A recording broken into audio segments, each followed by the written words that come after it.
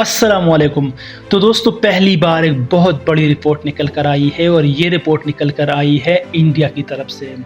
जी हाँ, ये रिपोर्ट आई है जेब 17 वर्सेस तेजस के हवाले से। इसमें मैं अपनी तरफ से कुछ भी नहीं बताऊंगा, कुछ भी नहीं ऐड करूंगा कि तेजस ऐसा है या जेब 17 ऐसा है। ये मैं एक इंडियन की तरफ से आपको बताऊंगा। जो रिपोर्ट आई है ये एक इंडियन ने लिखी है और उसने खुद ये कंफर्म कर दिया है कि इंटरनेशनल मार्केट में जेब 17 ने तेजस को शॉट डाउन किया है। जी हाँ, इसकी क्रेडिबिलिटी को शॉट डाउन किया है और उसने 10 वजूहात बताई है जो मैं आगे आपके साथ शेयर करूंगा। उसमें 10 वजूहात में उसने बहुत से ऐसे वजह बताए हैं जो कि आज तक हम इंडियन को ये साबित करने में नाकाम रहे, लेकिन आज मुझे यकीन है कि इंडियन ये मान जाएंगे कि हाँ भाई ये बात सच है जो हम अभी तक इनको बता रहे थे लेकिन इनको समझ नहीं आ रही थी।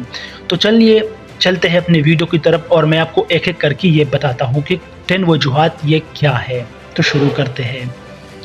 नंबर 1 पर वो कहते हैं कि तेजस के पास हथियारों का एक बहुत छोटा सेट मौजूद है जिसमें ज़्यादातर हिंदुस्तानी और कुछ मगरबी हथियार हैं। लिहाजा एक तरफ आप ममालिक को हिंदुस्तानी हथियार खरीदने पर मजबूर करते हैं जो इनके लिए काम नहीं करते हैं, या अगर आप मगरबी हथियारों की तरफ जाते हैं तो वो पूछेंगे हिंदुस्तानी खरीदने का क्या फ़ायदा। नंबर 2 पर वो कहते हैं कि पाकिस्तान के साथ जेब 17 बुनियादी तौर पर चीनी सप्लाई चेन में दाखिल होता है जिसमें साबित कदम और काबिल चीनी हथियार मौजूद हैं, और फिर वो चीन पर तंज करते हुए बताते हैं कि इंसानी हकूक़ के ख़राब रिकॉर्ड रखने वाले ममालिक चीनियों को तरजीह देंगे क्योंकि वो पाबंदियाँ आयद नहीं करते हैं।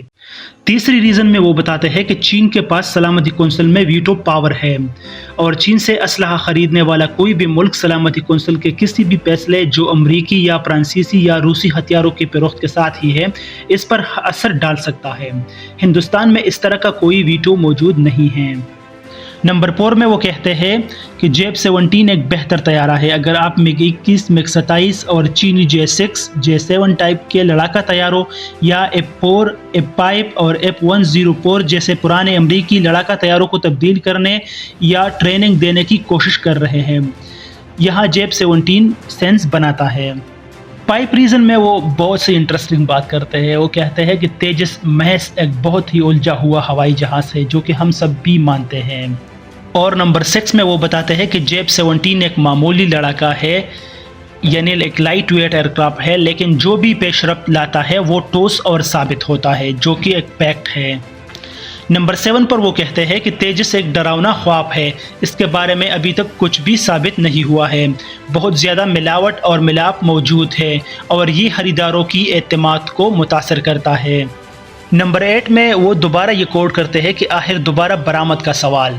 जेब 17 में ज़्यादातर चीनी लेकिन कुछ इटालवी एवियोनिक और रेडार और रूसी इंजन आलात इस्तेमाल होते हैं, ये सब तीसरे ममालिक में सेल करने के लिए क्लियर है।